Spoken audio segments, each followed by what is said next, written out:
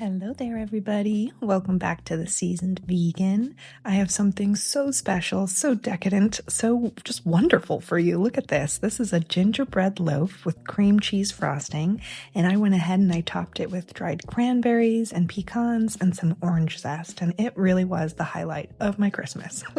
So let me go ahead and show you all the ingredients. These here are the ingredients for the gingerbread loaf, and I've broken it up into like 3 different sections. Basically, it's our buttermilk, which is this right here, the apple cider vinegar, flax, and milk. Over here, we've got our wet ingredients, so our molasses, our butter, our vanilla, our orange zest, and our brown sugar. And then all the way to the other side, we had our dry ingredients, and I will talk more about those when I can see what they are. I can't see them. Okay, it was flour, baking powder, and salt, and then all of our delicious holiday spices. So we've got some ground cinnamon, ground ginger, and some cloves. So let's just jump into this, and then I'm going to show you how to make the cream cheese frosting after, all right? So the first step here is to mix together our buttermilk, and we're going to add ground flaxseed to this one, just to help everything kind of hold together, because we want it to be thick as well as curdled. So let's go ahead and add all of this to my mixing bowl, give it a good mix. Again, it was soy milk, flax, and apple cider vinegar right in there. So we're just going to set that aside to thicken and curdle, like I said. And meanwhile, we are going to get right into step number 2, which is adding our wet ingredients to a bowl. So I'm starting off with my molasses. And I think that the molasses really did just elevate this whole loaf. Oh my gosh, it gave it such a good feel and taste. Absolutely loved it. Next, I'm going to go in with my vanilla extract, just about, I think, a teaspoon or 2.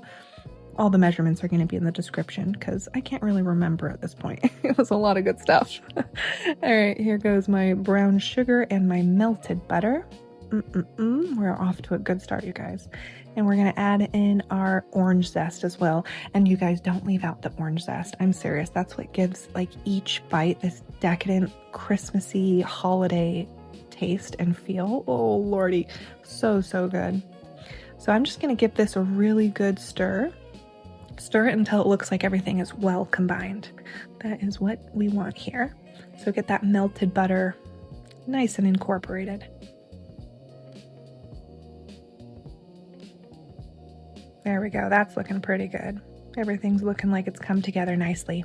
So at this point, it's been about 5 minutes. So our buttermilk mixture has curdled and thickened, as you can see. So we're going to go ahead and put that straight into our wet ingredients and give that a nice mix until it's well combined. And at this point, it starts to look really good. Look at that. Silky and decadent. Oh my God. So good. And we haven't even gotten to the holiday trifecta seasonings yet. So good. All right, so next step is adding in our dry ingredients, and I did just leave a little bit of the flour off to the side because you don't want to add too much flour. It's best to kind of, add a little bit at a time. I do end up just throwing the rest of it in though, but you can always add more, you can't take away. So I kind of go in with that mentality as I'm baking and cooking. And just kind of layer and build. Anyway, I'm just talking about the flour here. Now let's move on to all these seasonings. Remember, we've got our cinnamon, our ginger, and our cloves. And I do go wider on the cloves. Let me remind you guys, if you've forgotten, cloves are so strong and powerful as just as a flavor. So you don't need as much as you think. Always go lighter. I think I did like an 1/8 teaspoon for that, for the cloves. So here goes the rest of the flour. It wasn't coming together. It wasn't as thick as I needed it to be, so I added a little bit more, and now it's looking perfect. Look at that. Look at that. That is a gingerbread loaf batter right there.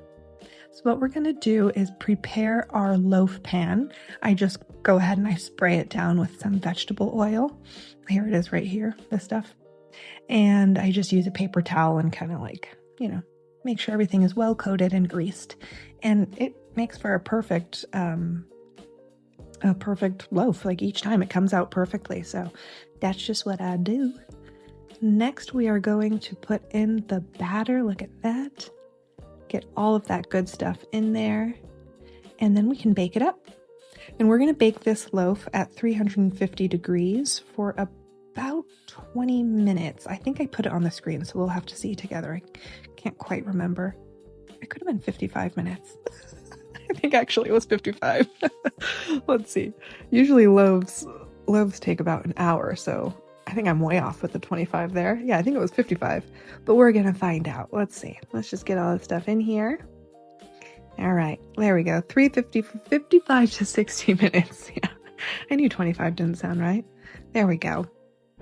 So always set your timer so that you don't forget about it.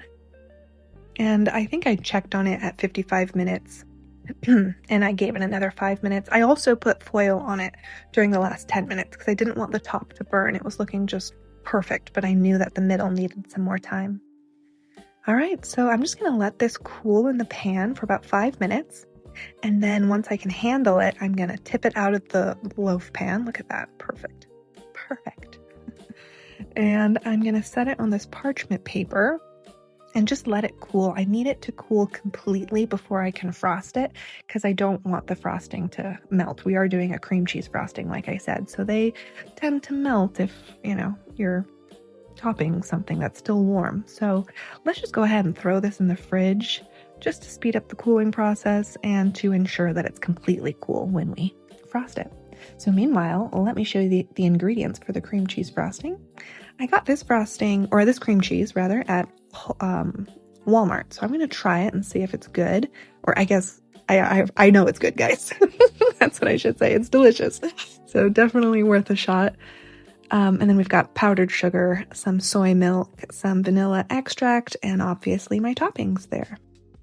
All right, so let's just get straight into this. First thing we have to do is take about 4 ounces of this cream cheese and put it in our bowl, and we're just gonna whip everything into it, the vanilla, the powdered sugar, and create a delicious frosting. I love making a cream cheese frosting. They are so, it is so tasty. They're delicious. I don't know why I keep saying that. I don't know the proper grammar for that.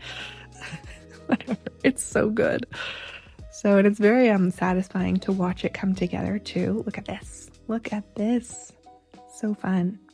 We do want it to be pretty thick. The frosting is going to hold so much better on top of the loaf if it's nice and thick. So just keep going until you get the right consistency. Yeah, and it's going to start to come together. Once it kind of does that, you're there. Look at that. Delicious. So that is that. And I didn't end up using all that milk. I just used like a drop of the milk. You don't want to add too much. Okay, guys, so now we have our completely cool loaf. Cool to the touch. Putting it in the fridge really does help. So now we get to top it, and we're basically done. So we're just going to take all the cream cheese frosting that we made and frost this. Just frost it until it's dripping down the sides and looking fantastic. And then we're going to top it with all of our goodies. So here we go. So fun. I love a good gingerbread loaf. And doesn't it just look like snow? It's so sweet. I love it. All right, so now the fun part, you guys. We're going to top it with our dried cranberries. They give it like this perfect tart bite for the sweet, rich cream cheese. It's just such a good pair. And then you've got the crunchy pecans and that perfect like Christmassy orange bite as well. Oh, it's just heaven. It really is heaven. And it was like the highlight of my Christmas this year. It was so good. Well, gosh, it's kind of hard to choose. So I made this, and then I also made a cranberry bliss bar, which I'm going to be sharing with you guys a little later. And both of them were just absolutely out of this world. So good. Look at that. So now I'm just putting all the toppings. We're going to call them ornaments because it is the holiday time. All of the ornaments are going on. Look at that. So delish. Yeah, so just go at it. Also, this is a fun part to get kids involved in too. So if you have any little ones around, get their help sprinkling all the toppings right on there. It's so much fun.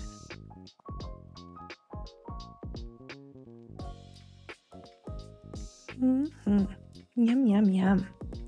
Well, thanks so much for being here. We're going to slice this thing open and see what it looks like on the inside, but I did just want to say thank you for being here. I really appreciate it. I have been kind of flabbergasted at how many new subscribers I've been getting, and I really do appreciate each and every single one of you. It's been so much fun to have this channel and just be able to share my delicious, if I do say so myself, vegan recipes. It is just a great outlet. So here we go. Check this out. I also have a little bit of extra cream cheese frosting on the side, which was perfect. It was so perfect because you could just take a slice and then get a little extra cream cheese frosting for the side. Oh, so good. Look at that, you guys. And you know what? I was thinking that if you were to make this, I do recommend maybe putting some of the dried cranberries into your loaf batter as well, because it would be really nice to have some type of dried fruit or even pecans. You could do that too, just running through that loaf as well. It would give it such good bite all the way through. Okay, guys, that's pretty much all I have for you. Thanks so much for being here. Bye.